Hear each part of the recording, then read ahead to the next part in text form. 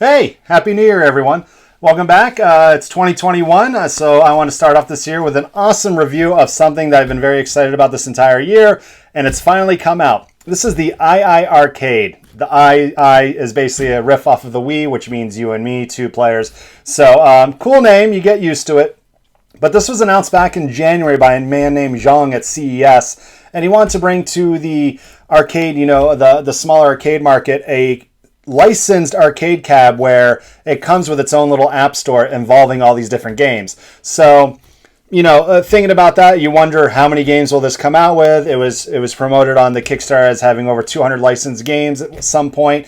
It's launched, and this one I believe comes with about 10 or 12 games built in, such as Double Dragon, Dragon's Lair, some old classics. So, but to me, what will it come down to is how it does in the long run, how many games it actually comes out with, the ease of adding more games potentially in other ways in case that the market kind of flops like an Ouya, which we're all hoping it doesn't.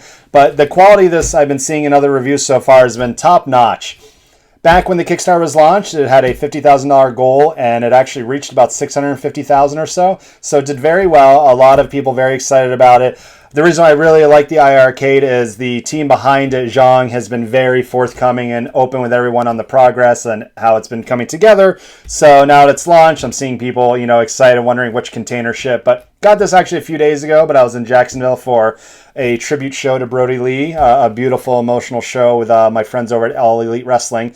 And now I'm excited to put this together and start the year with some gaming. The version I got was the super early bird, which was $2.99 at the time, which I was like, you know what? Bartop arcade cabinet, potential for more games. I thought that was a great price. And then that only had 64 gigs of memory built in, and you're going to load the games on with an app that'll sync to the cabinet itself and add the games that way. So it'll be cool to be on your phone and then come home, sync it, and control that. So, but for this unboxing video, I got also an upgrade of $149, which was adding Sanwa buttons. Most of the fight sticks, the high quality ones, use Sanwa parts. They just feel better. They're clicky. They're what professional tournament fighting game players are used to. And so I went with that, and then also added 64 gigs of memory. So all in all, I paid $449 for this to have it shipped over to me. Finally got it. So I'm excited to open it for you guys. And in this video will be the unboxing of it, putting it together. And then a second video will be running through the App Store and putting games on it and seeing how it goes. But I'm looking forward to building this. On first look, the box is plain. If you get an arcade one up, it has the artwork of the game you're buying. So I would have liked to see something more customized. I believe other people with themed ones don't have color boxes. Like there's a Double Dragons theme one, there's a Dragon's Lair one, and I could have bought a base for about $100 more, but I already have arcade cabinets at home, so I had no more space to put another standing console, arcade cabinet. So I plan to put this either in the office or somewhere downstairs on a table to give it a shot. And a few other things about it after I unbox it for you. So now that all the parts are out, it looks very well put together. It was basically just slide off the top of the box, take all the parts out, but very cool. Here's the instruction manual. Good thing there's no typos on the front page. That's always a good sign. But it looks like 19 steps. Looks like a bunch of stuff I got to put together. But doesn't look too bad. Looks like it uses different parts than all the other ones with the little wooden pegs and stuff. So it looks like it's going to be a really sturdy build. But again, this is the black version, which is basically plain. It did come with a cool little Double Dragon sticker you see right there. So I look forward to adding that on. But yeah. So we're back. I wanted to go over all the parts that came with this. Sorry for a bit of the lighting change, but it was actually the fight stick itself was pretty shiny. But I do like the manual that it comes with. It's very clear on where everything is. It shows you how many parts you have. It shows you that all you really need is a Phillips head screwdriver to put together, which is awesome. No hex screws to fiddle with or anything like that, but everything's labeled. Now, this one is a 9, not the 6, so it doesn't really differentiate that, but you can kind of figure it out. For some reason, number 4, they mailed me a separate piece that came like a week earlier, but it looks like everything's the exact same, so I'm not sure if other people got that as well, but those are all the panels right there. This is the screen cover itself. It does feel like a plexiglass. This obviously is covering it to protect it for right now, but seems solid. It's not bending too much, so that's cool. This here is the LCD monitor. Now, what is pretty cool about this, It's a 19-inch screen. All the arcade 1-ups and other ones are usually a 17-inch, so I do like that people are starting to implement a little bit bigger of a screen. I have some custom cabs from Rec Room Masters where you're able to fit a 32-inch screen into those and play more modern systems and everything, but pretty cool. And then here is obviously the most important part, which is the fight stick itself. Now, I upgraded to the Sanwa parts. Looks like the stick is Sanwa. The buttons might not be. They're a little bit higher than I'm used to from other fight sticks. If you can see kind of how they're a little bit up. Let me pull out this one little tab for you. So it looks a little bit higher. If I go over here to these Sanwa buttons, doesn't seem as high, maybe a millimeter. It's just a little nitpick from me. But still though, and they feel like you're going to have enough room for two people. Usually on the arcade 1-ups, you're way too close to each other. And I'm a big guy, so as soon as things are safe again to have people over, definitely check it out. But I do appreciate out of the gate is a up and down volume button. We'll see how well that works once you're on all the menus and everything, but you got your menu pause, volume up and down, player one start, coin, because these are supposed to be technically arcade games. And what seems to be cool about the iiRcade is the fact that every game that they add has its own kind of iiRcade touch to it. So they're optimizing these games for the cabinet itself. So now I am noticing this should be a little cover on that. Now I did order the all black version, but it looks like it has the logo there, which is fine. You know, I was looking at the Double Dragons and all those, and it's just a vinyl they send you separately. But this should be a plastic that comes off. I'll have to get to it later. I don't want to break a nail. But oh my God, I'm breaking a nail. Anyways, so fight sticks right there.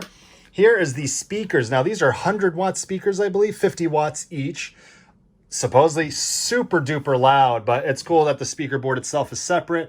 I can add some stickering up on the front, which is pretty cool, but these are supposed to be really good, really loud speakers. And then here's the power brick. Has a big power brick, 2 pieces, of course, to it. It looks like an Xbox 360 adapter, but it's a little bit thinner, about as thick as those, but in terms of from side to side, reminds me of that a lot, but that's cool. And then all the panels, again, everything's labeled. Here's the power adapter box right there. And then here's all the parts all in one box. So it looks like these to hold the screws that go in on the other side. These will all go in first. And then some of these bigger ones. So yeah, all Phillips head, which is awesome.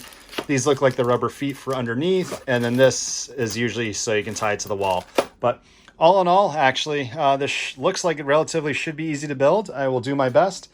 And again, very well constructed. All these pieces are all put together now. Most likely this is a very proprietary system. So I believe the PCB itself with the games and everything is actually in this stick. And they already have right there a warning, warranty voided when seal is broken. Usually something you only see out of the big companies, but this feels pretty hefty though. It has everything built inside.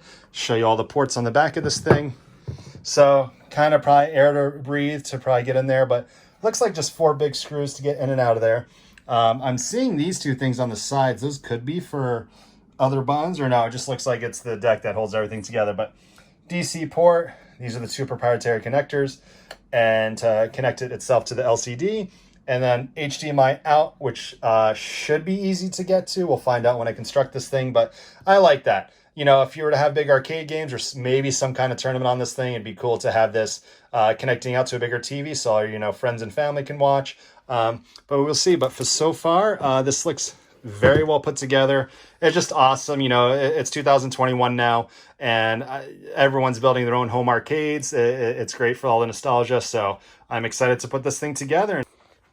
Real quick, just want to say this is actually very easy to do by yourself. I was worried when I did the speaker while I was standing up, as the instructions say, to see if it would droop down a little bit, but no problems there. So everything's screwed in. Gonna continue on with the rest, but super easy build, honestly. They're all easy to build. You just got to read the instructions and pay attention and such, but literally 2 different kinds of screws. You put them in all the holes and then you just attach, and you're pretty much good to go. So next will be attaching the fight stick and everything, and I will be there.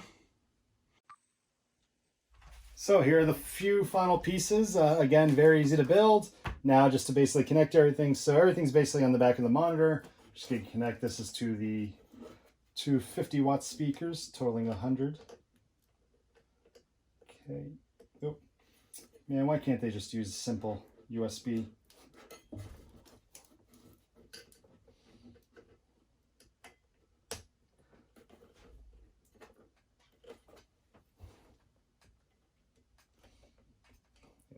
kind of push real hard in there.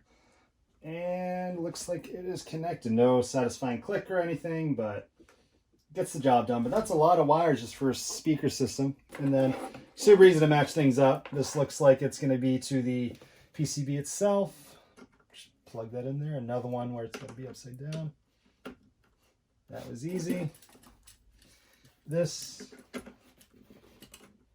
Now they're saying inside is basically a rock processor, which a lot of these portable emulators do, but it is a little bit more advanced than the arcade one-ups that you've been used to lately with the couple games in there. So this should run stuff up to PS1, I believe, successfully. But we will see. But they have like Buggy Racing and a couple other games that are not old school arcade games that look, you know, really high-end graphic quality mobile games. So there's that. And then just to be prepared, plug an HDMI in out of the gate. Probably going to need a longer HDMI. This is, I believe, a 6-foot. I usually connect it to my monitor over here for showing stuff, but relatively clean in here. Could use like a little secret storage space if you wanted to, but just put that in there just in case. And then AC adapter as well. This is basically the instructions just telling you everything to plug in.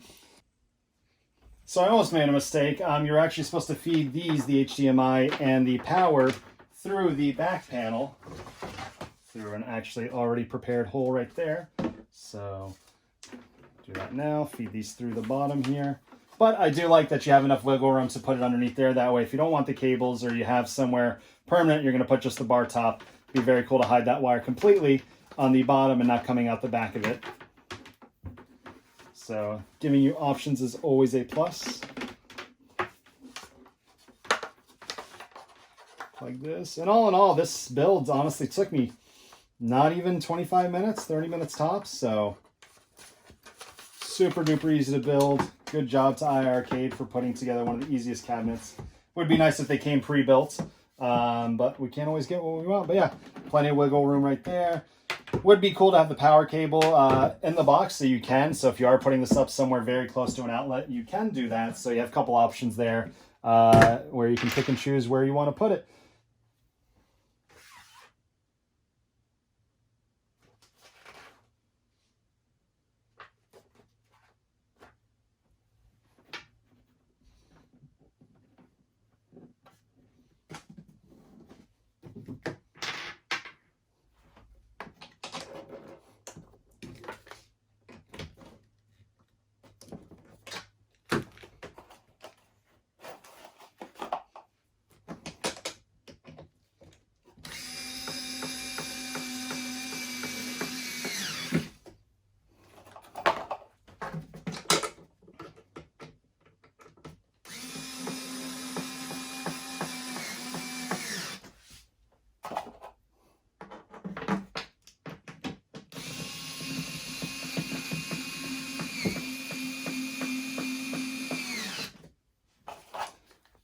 I think this was 10 bucks at IKEA. The best portable screwdriver for building stuff like this. Definitely recommend.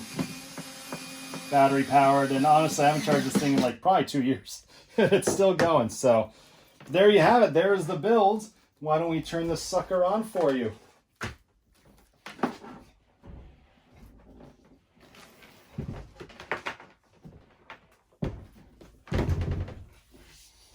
The iiRcade.